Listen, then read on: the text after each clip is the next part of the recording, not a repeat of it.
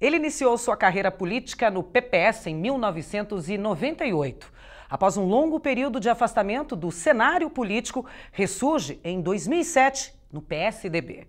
Ele foi candidato à prefeitura de Araçatuba em 2008, ficando em segundo lugar com 42.232 votos.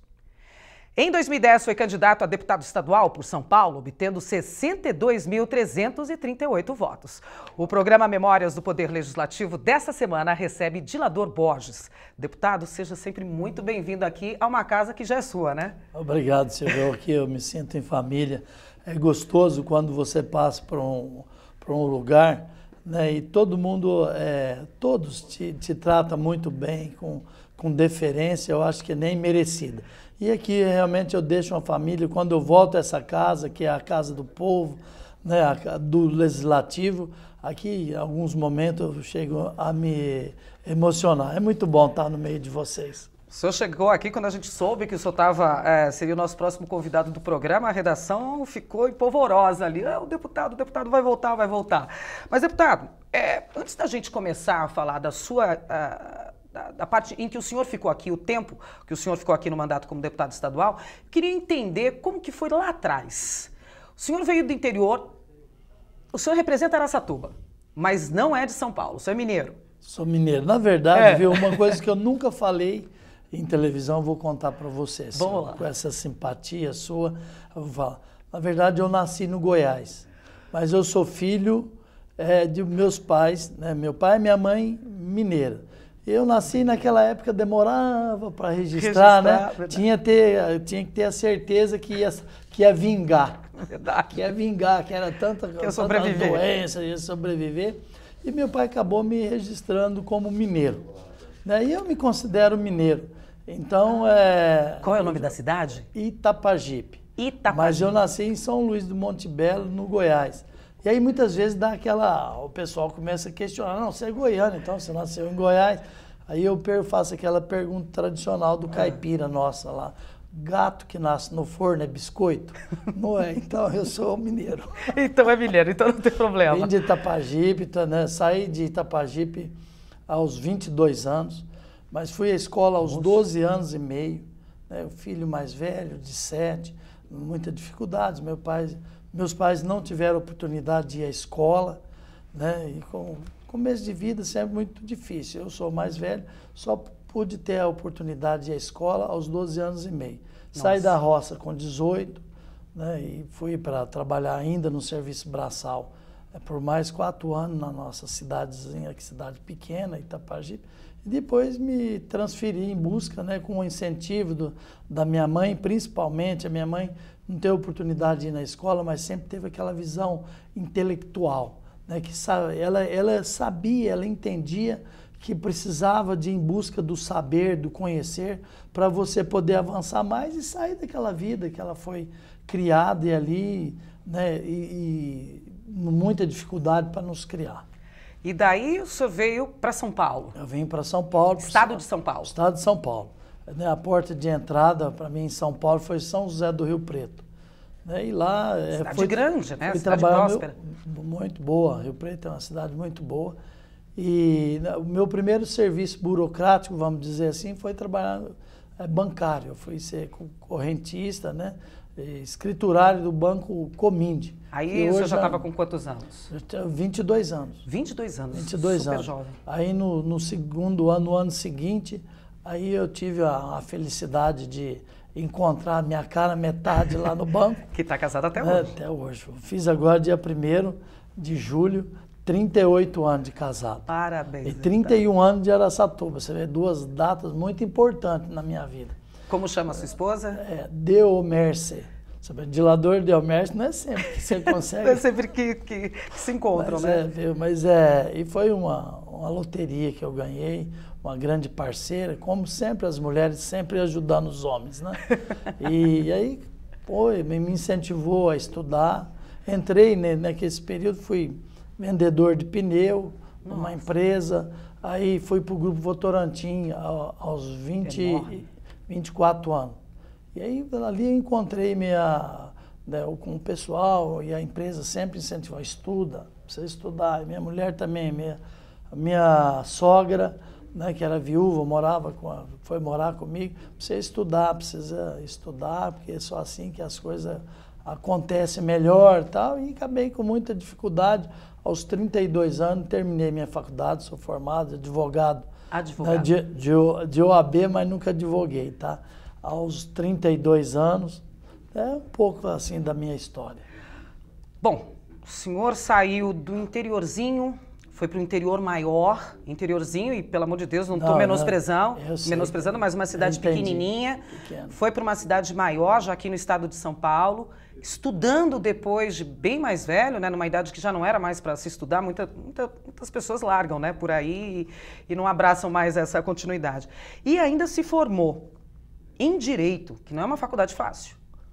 Muita luta, viu, Silvio? Como que disso daí o senhor pulou para a política?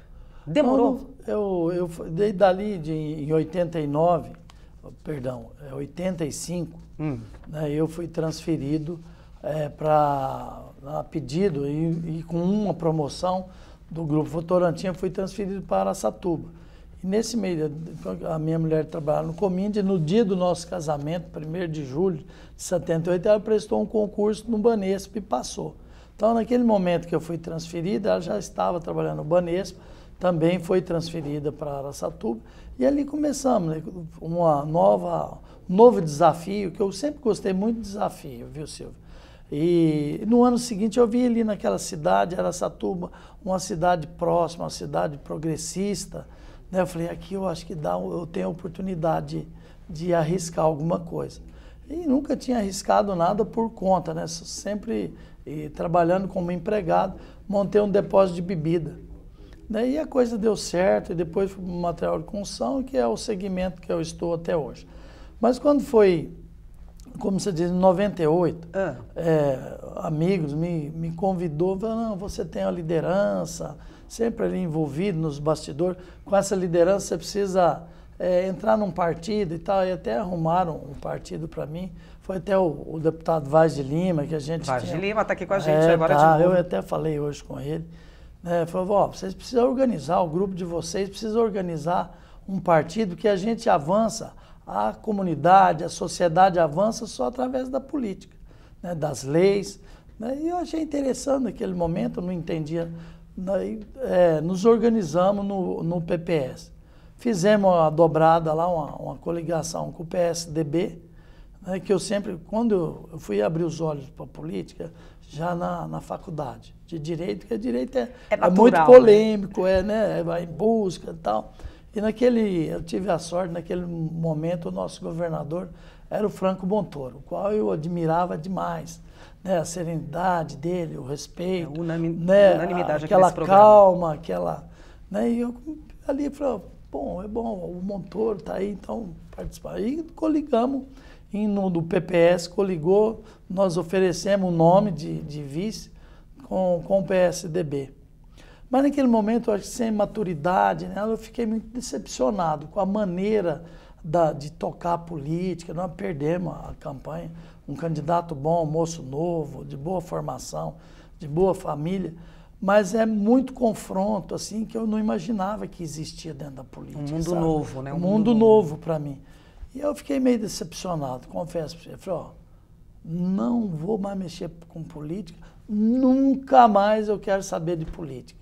E aí eu fui entender um ditado da minha mãe, né? Uma coisa que ela sempre fala, quando a gente era pequena, ela chamava a atenção, não, também nunca mais eu quero isso. Né? A maneira de você retrucar, né, o conceito. A minha mãe fala assim, menino, não guspa para cima que isso cai na cara. Eu falei, nunca mais, em 2007, acabei me envolvendo, deixando de ser envolvido com aquele mesmo grupo que tinha um anseio de mudança, de fazer coisas diferentes na política. Acabei sendo envolvido por eles de novo. Ficou aquele, 2007. Né? Aquela sementinha foi plantada. Foi plantada. E aí fizeram lá um movimento e retomaram, na época, foi feita uma intervenção no PSDB, né? E entregaram o PSDB para esse grupo, mas com o compromisso de ter candidatura própria. E o candidato, nós já tínhamos candidato.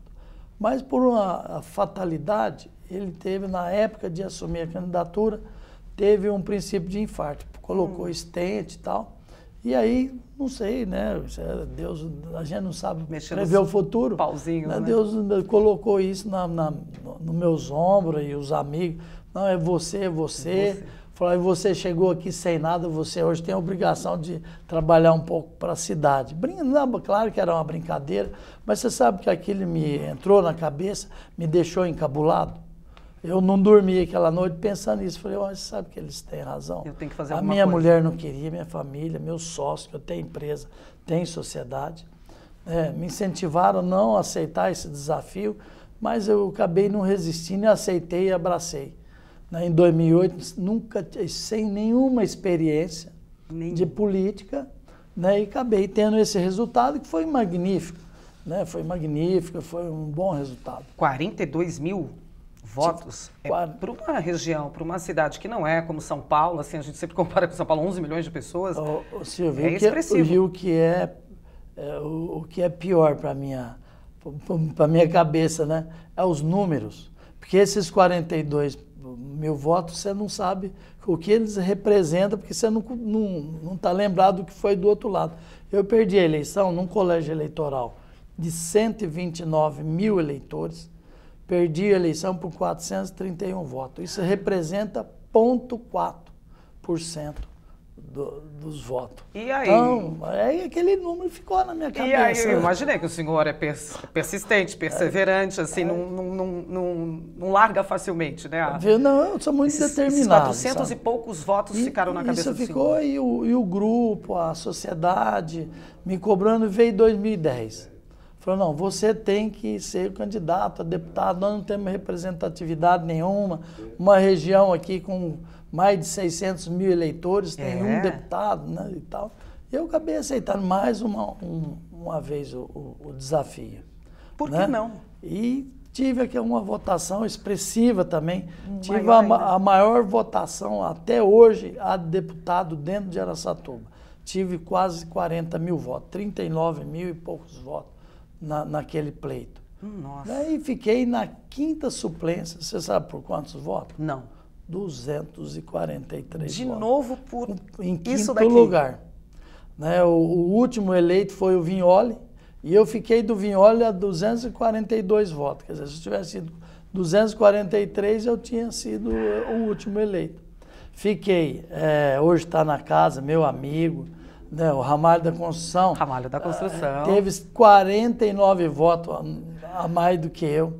O KLB teve 59 votos. O Leandro, né? O Leandro. Na mesma entendeu? gestão. E foi assim, foi muito próximo, sabe? E o que esses números diziam? Esses números, sabe, 40 e tantas mil pessoas dizendo sim, né? Esse número sempre me aumentou a minha obrigação. Eu fico pensando, o que ficava na minha cabeça, como que eu vou abandonar essas pessoas? Mas podemos fazer muito. E aí, foi para o embate de novo em 2012, uma reeleição, a gente sabe que muito difícil, principalmente o meu adversário lá, que faz parte de um partido que os cofres do Brasil estavam abertos, né? Então, muito gasto. Eu tive uma votação maior do que em 2008, mas a diferença foi maior. Não foi suficiente. Mas mesmo assim não foi suficiente. Mas aí eu vim assumir a Assembleia aqui por 15 meses. O senhor ainda não estava aqui na Assembleia ou estava? Não estava. Não estava na Assembleia. Após essa eleição de 2012, é que eu assumi que uma eleição do Paulo Barbosa, com a eleição do Vignoli, né, e aí eu assumi como primeiro suplente. Como primeiro suplente. Como primeiro suplente na cadeira do Bruno Covas. Do Bruno Covas. E pude fazer muito. Desde 2008, o que me satisfaz, eu acho que é a questão, né, que lá atrás, o primeiro grupo não estava errado, só através da política, que você pode melhorar a sua vida ou piorar. Vai depender da sua decisão. Do seu caminho. Se você escolheu bem o seu representante, a vida melhora. Se você escolheu mal, você vai ter que pagar por isso. Né? Eu acho que é um exemplo puro hoje do Brasil, né? Escolheu mal, né? O Brasil escolheu mal seus representantes. Nos últimos 12 aí, né? Tem os deslizes, tem, mas foi muito direto. né? Nesses 12, 13 anos aí, estamos pagando. Né? Feijão hoje a 14, 15 reais é reflexão do que nós fizemos nas urnas. Então é uma coisa muito interessante. Precisamos valorizar a política. Muitas vezes eu falo, política eu não quero saber. E torce o nariz. A política é a melhor ferramenta que nós temos para mudar as coisas. É a arma, na sociedade. Né, é a arma que você pra... tem. O que nós precisamos é saber diferenciar político de politiqueiro. Politiqueiro é que traz toda essa desgraça para a vida da sociedade. Né? Falta de saúde, falta de escola, falta de segurança, falta de emprego, que é a oportunidade. Então, mas a política, só a política pode melhorar isso. Só a política? Então, só a política. Então, isso me traz ânimo e força. Né? Sou muito pela a renovação, acredito muito nessa juventude, esse jovem, eu acho que a gente tem que abrir espaço, eu sempre falo isso. Muita gente fala, agora você não vai traçar outro caminho, depois você vai para ser deputado. Eu falei, não serei mais deputado. Passei, foi maravilhoso essa casa, aprendi, fiz grandes amizades, mas eu quero preparar pessoas mais novas, com energia, com capacidade de fazer mais do que, com mais força e poder fazer mais. Aproveitar o caminho, né, como eu estou aproveitando também, para caminhar, para fazer mais na política. Saúde, segurança, essas foram as ferramentas, uma das ferramentas que o deputado pleiteou, brigou e conquistou várias emendas aqui para a cidade de Araçatuba. Mas esse é o nosso assunto para daqui a pouquinho, depois do intervalo. Nós vamos fazer uma rápida parada e voltamos daqui a pouquinho. Não sai daí.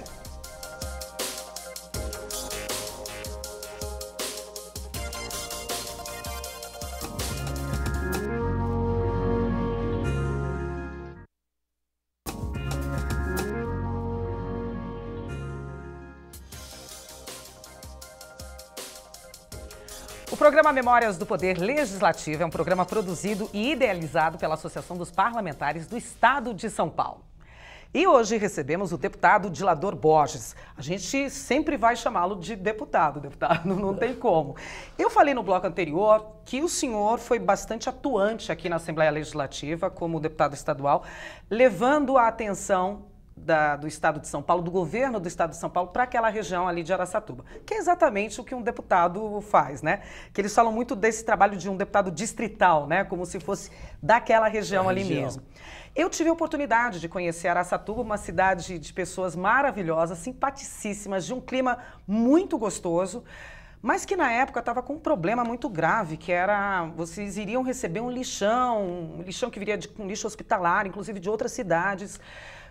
E eu fiquei curiosa aqui no intervalo, acabei perguntando para o senhor que fim levou essa história, deputado? O senhor esteve junto com esse problema? Como é que foi? Ô Silvia, esse problema nasceu no período eleitoral de 2012.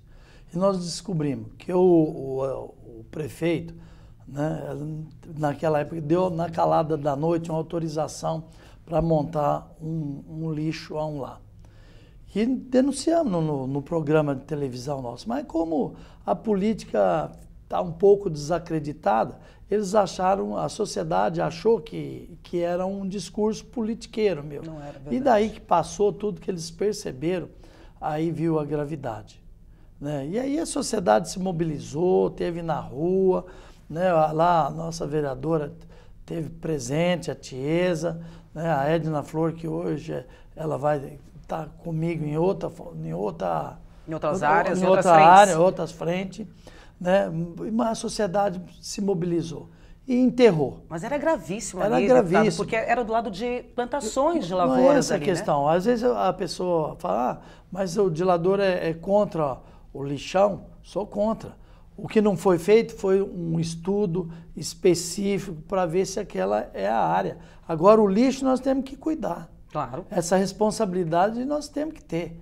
Mas não no lugar onde planta banana, tira leite, vários sítios antes, né, tirador retireiro, que tira o leite, produz os produtos do hortifruti granjeiro, alface, enfim, coisas que vai para a nossa mesa no dia a dia. Ali também, né? E na calada da noite, nascentes, né? Inclusive nascente que serve não Araçatuba, mas serve outra cidade, que é Guararapes, né? Que é uma comunidade, são povos, é gente. Então nós temos que cuidar disso, né? E graças a Deus, com um movimento, né? E muita determinação, essa questão foi sacramentada.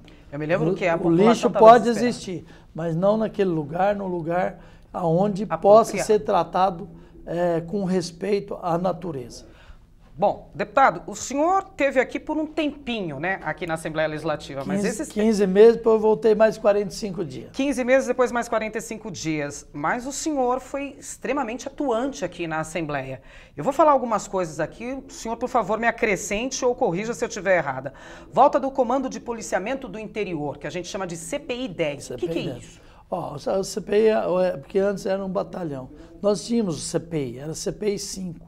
Mas aí unificaram com Rio Preto. Rio Preto de Araçatuba, 180 quilômetros. Se você descer mais Araçatuba dentro, é mais 150, então 330 quilômetros para dar um atendimento. Estava fora, né? E Araçatuba é sede de região. Fizemos um trabalho, um empenho e conseguimos devolver o CPI 10. Mas essa questão do CPI 10, Silvio, ela vem um pouco antes de assumir como deputado. Porque é aí que eu falo para você da representatividade, né, do povo participando, da força para as pessoas que querem fazer o bem, que querem olhar pela cidade. Lá quando eu perdi a eleição em 2008 para prefeito, mas continuamos a trabalhar. Assumiu o Serra naquele momento, né, o senador Aloysio na Casa Civil, e a gente sempre teve um bom relacionamento e levava lá as demandas. Então, naquele período, antes de eu assumir a Assembleia, que foi em 2013, mas não podemos levar para Araçatuba o CPI 10, que é esse comando do policiamento, né, CPI é Comando de Polícia do Interior. Do interior. Então nós temos um coronel que comanda os 43 municípios da nossa região, com muito mais segurança, efetividade. Teve até helicóptero água. O helicóptero acompanhou na volta.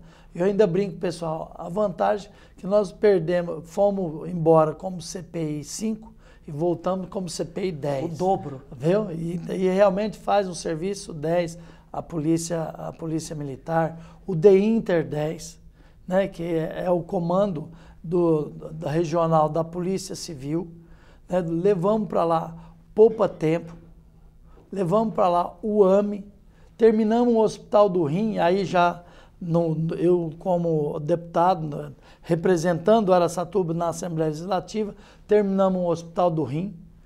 Só em 2013, para você ter uma ideia, levamos mais de 23 milhões de reais para custeio na Santa Casa, acelerador linear para fazer tratamento do câncer. Radioterapia. Que é a radioterapia, é o aparelho que faz a radioterapia. Fizemos a segunda unidade $1,5 milhão de investimento só nisso. Do bombeiro, 2 milhões e 400 para instalar a segunda unidade de bombeiro. Então, veja você, trabalhamos muito. E uma coisa, eu foquei, Silvia, na saúde. Porque já estava, naquela época, eu sempre tinha um trocadilho. A saúde está doente. E hoje a saúde está mais doente ainda. Mas naquela oportunidade, só de emenda, em vez de concentrar a emenda em um lugar só, para depois, né, as coisas não ser bem administradas, eu fiz emenda, tive o prazer.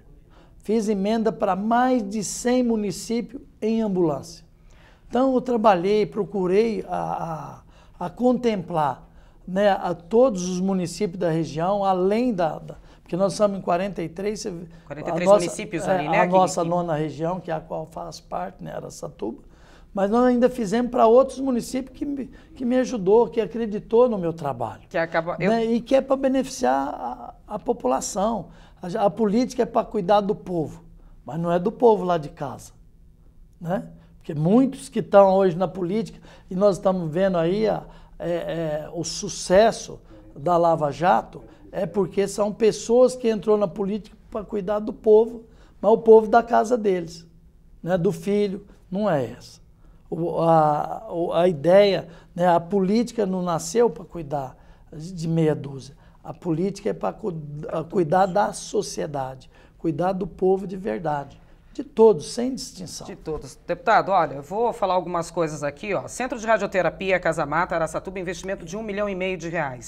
40 municípios atendidos com esse centro de radioterapia. O Poupa Tempo também tem atendimento também para toda a região ali de Araçatuba. Aeroporto. Aeroporto, nós temos mais de 20 milhões foi investido no aeroporto. Então tudo isso já dentro do nosso parte trabalho. De transporte, né? Terminal de passageiros. Passageiro, a pista de taxiamento, né? Tudo isso. Que nem todo mundo vê, né? Não vê. Nem todo mundo vê. Aqui no aeroporto só vai quem usa. Né? E hoje nós estamos, é uma pena, acabaram descuidando a administração. Hoje nós somos uma cidade que nós não temos voo para a capital. Nós temos voo só até Campina Azul, só uma operadora, né? Uma coisa que precisa ser revisto. A sociedade precisa desse meio de transporte. Araçatuba está quanto daqui? 300? 550, 530 quilômetros. É, bem longe. Mais longe que São Paulo, Rio de Janeiro. Ó, hoje eu estou fazendo um bate-volta aqui, porque eu tenho agenda para cumprir amanhã cedo, tudo. Então, não para. Trabalhando bastante, viu, Silvio? Que história é essa daí de residência médica? Pois é outra coisa interessante. Então, uma luta, o município de Araçatuba, é uma luta longa para levar para lá uma faculdade de medicina. Aí abriram a possibilidade de instalar várias unidades, escolas de medicina no país, né? E lá através do Salesiano, né? que é uma empresa, né? que é administrada pelos padres, né? Salesianos. Sim. Né? Eles se habilitaram a montar a faculdade. Aí teve emperrado por recurso e tal, e agora parece que foi liberado, derrubou a liminar. Vamos ver se sai. E para isso nós preparamos lá, a Santa Casa está preparando, que é uma administração compartilhada, né, para receber essas residências médicas. A gente sabe que hoje falta muito médico, né, o incentivo é muito ruim. Né, o médico aí também, em algumas prefeituras, como a nossa lá, ganha R$ 3.500, R$ 4.500, você não consegue segurar médico, então o sofrimento da população é muito grande. A gente precisa se habilitar, né, para ir mais pessoas para a região, e, enfim, não é uma questão só de Araçatuba também. A gente sabe que médico hoje é uma questão crônica, que é uma questão do país. Saúde é para todos os lados mesmo, né, que a gente precisa.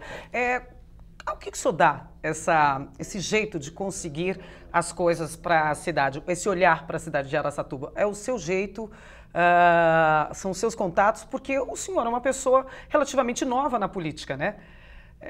Como é que é esse movimento? Como é o senhor como deputado estadual? Uma pessoa brava, uma pessoa que luta, uma pessoa quietinha? Eu acho que eu não sou muito de fazer. Às vezes eu sou muito incisivo naquilo que eu acredito.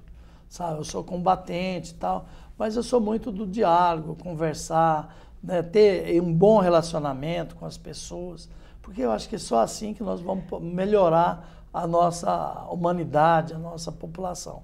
É com muito diálogo e levando o respeito. Né?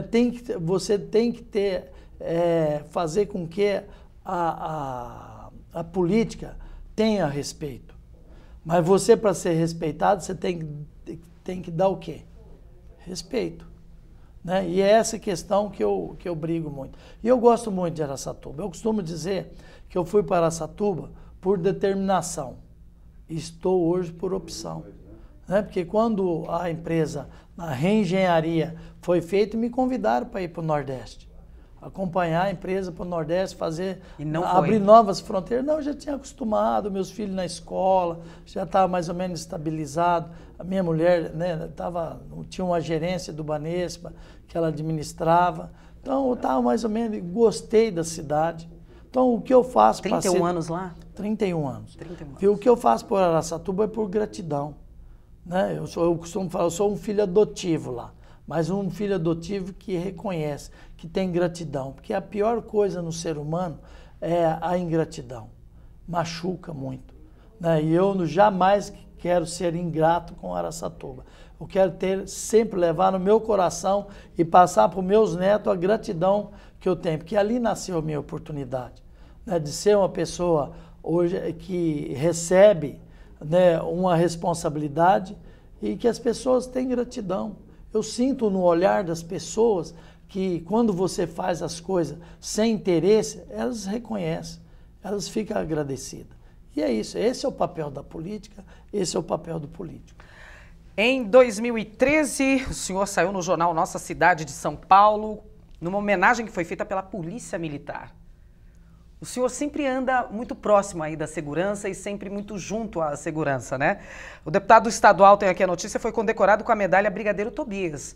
Nós, jornalistas, sabemos que essa é a mais alta condecoração que uma pessoa recebe. Que me honra muito, né? Devido a essa luta, que foi uma luta, quando nós perdemos o comando, né? Porque quando é CPI, tem direito a voto aqui. O nosso comandante, quando vem para o conselho aqui de segurança, ele tem direito a votos. Antes nós não teríamos, porque só os CPIs têm, né, esse direito a voto. Hoje nós temos. Então, eu acho que é a gratidão. E eu tenho um relacionamento muito próximo. Por exemplo, para você ter uma ideia que eu acredito nos novos, nós temos lá hoje no PSDB, o meu presidente do PSDB é um coronel que aposentou o ano passado, tinha o comando tá lá fazendo política sem ganhar um tostão. Sabe, aquela coisa do coração que ele entendeu que precisa, através da política, precisa avançar, que a polícia também tem que ter esse olhar político de trabalho, de social, onde engloba segurança, esporte, educação, saúde, né, tá lá. Então, devido a esse nosso relacionamento. Fui condecorado também com a medalha da Defesa Civil. Também? Também, da Polícia Rodoviária. Isso me O que significa isso para o senhor? Qual o peso que isso tem para o senhor? Significa muito para mim, sabe? Saber que, né, eu saí lá do sertão, né, e poder avançar, porque eu olho as coisas, a política como o Brasil. Né? Não adianta o São Paulo, que é a locomotiva, tá bem, se os nossos irmãos do lado tá tudo passando fome. Né? E São Paulo tem esse olhar do todo, né? Porque aqui, como diz o nosso comandante maior, Geraldo Alckmin, São Paulo é a cidade mais baiana depois da Bahia, mais mineira depois de Minas, né? Mais gaúcha depois do Rio Grande do Sul. E é verdade. Você que é do jornalismo, você pode comprovar isso. São Paulo tem um coração de mãe, né? Então, eu sou fruto disso. Sempre vou estar defendendo as bandeiras, a bandeira de São Paulo. A bandeira de São Paulo. Eu estou olhando aqui, enquanto o senhor fala, estou vendo algumas informações. O senhor é avô. Com muita honra. Da Luísa, do Pedro e do Joaquim. Do Joaquim. Também é pai de 3 filhos. 3 filhos. 3 filhos. A Luciana, Fabiana e o Fábio. A Luciana que é a mãe da Luísa e do Pedro. E do Pedro. E o Fábio é do Joaquim. É do Joaquim. Tá, que mora em Cuiabá. Minha filha mora aqui em São Paulo. Ah, mora pra cá. A Luciana mora aqui, a Fabiana mora em Araçatuba e o Fábio mora em Cuiabá. E essas coisas que me dá muito ânimo, viu, Silvia? Por exemplo, né, meus pais não tiveram oportunidade de ir à escola. Eu tive a oportunidade de ir à escola só aos 12 anos e meio. Mas consegui fazer uma faculdade. Mas meus filhos já viajou, já morou fora.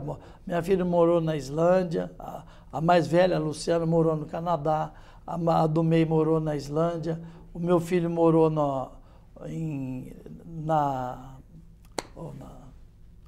deu branco agora. Não tem problema, a gente lembra daqui a pouquinho. É muito lugar. Inclusive, ele trabalha em engenheiro há vários anos na Mercedes. Olha né? Isso. Então, na Alemanha. Alemanha, Stuttgart. Ele morou 1 ano na Alemanha, fala alemão fluentemente, fala inglês. Isso aqui é coisa melhor. Eu vejo que o senhor se enche de orgulho, né? Eu realmente me sinto realizado. Os pais do e senhor essa ainda realização é o meu pai só.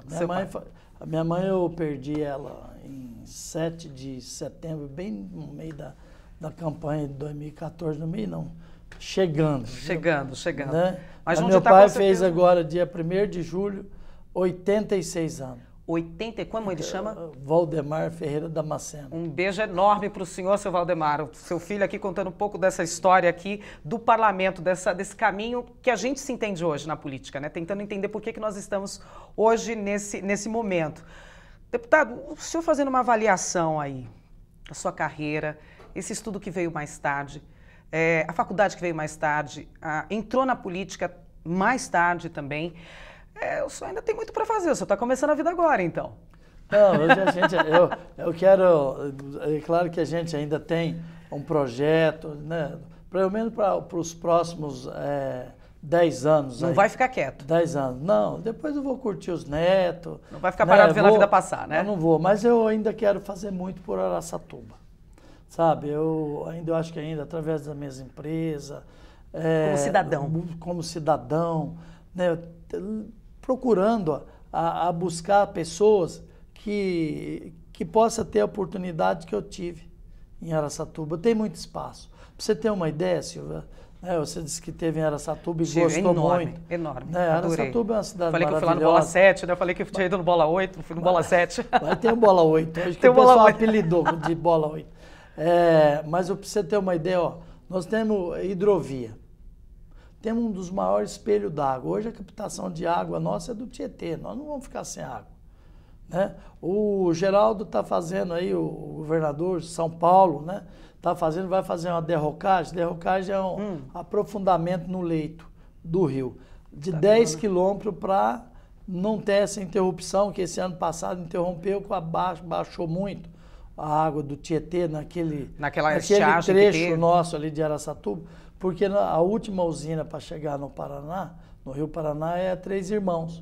E antes do Três Irmãos tem não sei se você já viu falar, no canal de Pereira Barreto. Já que interliga o Tietê ao Rio Paraná. Fizemos matéria. Então, quando você fecha a Três Irmãos, não adianta que não sobe o nível aqui, porque a água escoa para o canal. E fica ali na região. O canal de Pereira Barreto. Não, vai para o Rio Paraná. E continua aqui em cima, baixo não dá para navegar. Por isso que tem o governador Geraldo Alckmin já está licitando, me parece, para fazer esse rebaixamento de 2,5 metros no leito do rio. Uma hidrovia que a gente nem ouve muito falar, né? Pois é, mas... País tão rodoviário, né? A gente não ouve falar muito de hidrovia. Mas por causa dessa interrupção, então, tem muito serviço, grãos que vem do Mato Grosso, do Goiás, bastante. Então, é um meio de transporte que precisa ser desenvolvido. E o governador, muito cuidadosamente, tem um olhar especial para essa questão. Mas o que eu estava falando das oportunidades de Araçatuba, quer dizer, nós temos hidrovia, água, um maior espelho d'água, nós temos ferrovia, temos a segunda maior pista do interior paulista, né? Nosso aeroporto só perde para Viracopos. Verdade. Nós temos ferrovia, nós temos uma rodovia que sai da divisa do estado do Mato Grosso e vem dentro do Porto de Santos. Nós temos outra coisa importantíssima para levar investidores, indústrias, né, grandes empresas que requerem energia. Nós temos gasoduto. O Citygate está ali a 20 quilômetros na cidade de Bilac, no município de Bilac. Então, você vê, olha a infraestrutura que nós temos. É uma potência enorme. Nós precisamos nos vender. Né? Eu acho que esse é o papel do administrador público, do representante. Tem que vender a sua cidade. Mas não é vender para pegar dinheiro e pôr no bolso, entregar não. Vender a imagem. Isso. Não é entregar, vender a imagem. Aqui nós temos oportunidade, vem. Os outros vem que tem. Vem que tem. Né? Então é essa coisa que precisa ser feita em Araçatuba. Em Araçatuba. Bom, aí eu vou falar de neonatal também, falar um pouquinho mais de transporte público, saneamento básico, tudo isso com o seu olhar. Viu? Nós temos observado muito isso, a UTI neonatal, né? Nós sempre temos a saúde, você sabe, é isso, a saúde está doente. Né? Aí nós tínhamos muito problema tem um hospital da mulher que é de obrigação do município. Num ano nós perdemos 17 crianças. Teve uma sequência de matérias em jornais que saíram por causa disso, né? A gente que é pai, que é avô, sabe o que isso significa no coração das pessoas, das famílias. E aí conversamos com o governador na época e ele disponibilizou mais 10 UTI neonatais. E a gente, é claro, vai buscar. O que nós vamos tentar conversar, nós somos um centro de região, né, e tem oportunidade, precisa levar para lá, para a nossa região, o AME cirúrgico, porque hoje nós temos o AME diagnóstico. Tá, só consultas, né? Você diagnostica, mas não dá resolução. Né? Então nós precisamos levar isso para o governador, né, para a Secretaria de Saúde e mostrar a necessidade. Fica muito mais fácil do que você ficar pondo o doente, né, que já está para baixo, em uma ambulância, trazer para São Paulo, leva para Ribeirão, leva para Prudente, leva para Rio Preto. Eu acho que é essa a questão. A obrigação do gestor público, do representante público, é diminuir o sofrimento das pessoas. Né? E é assim que eu vejo a política. Uma pergunta que não quer calar, deputado. Eu estou chamando o senhor de deputado. O senhor volta aqui para casa? Olha, não. Poxa. Não, eu já tenho um compromisso com a minha sociedade. Eu vou ficar por lá. Vai ficar por lá? Vou ficar. Eu tenho outro projeto que eu estou desenvolvendo, né? E não quero. E aí, quando esse projeto findar, se Deus quiser, nós preparamos outras pessoas para vir para casa. Você tem esse olhar, né? Eu tenho. Esse olhar lá eu na acho frente. que é um olhar de parceria. Parece um olhar de pai, viu? Ninguém faz as coisas unificando. Né? As coisas fortes que acontecem são agrupadas. Né? A história do palitinho de sorvete, né? Você quebra fácil, mas 100 você não quebra. Uma página da lista telefônica, que hoje está em desuso, né? Você rasga fácil, mas a lista de uma vez você não rasga. E é isso que nós precisamos implantar na política. Menos cacique, mais índio. Novas cabeças, né? Novas cabeças. Deputado, eu agradeço imensamente a participação do senhor aqui. E, por favor, essa casa que o senhor tanto frequentou tem portas sempre abertas para que o senhor venha aqui a qualquer hora para a gente recebê-lo. Você vê, eu sinto isso quando aqui chego. Eu me sinto em família, viu? Pelo carinho que essa casa, vocês dispensam a mim. E é esse carinho que eu não quero e essa confiança é que eu não quero perder. Quero continuar sempre tendo de vocês essa confiança. Seja sempre muito bem-vindo, deputado. Muito obrigado. Bom, nosso programa Memórias do Poder Legislativo fica por aqui. A gente tem um novo encontro semana que vem. Até lá, tchau!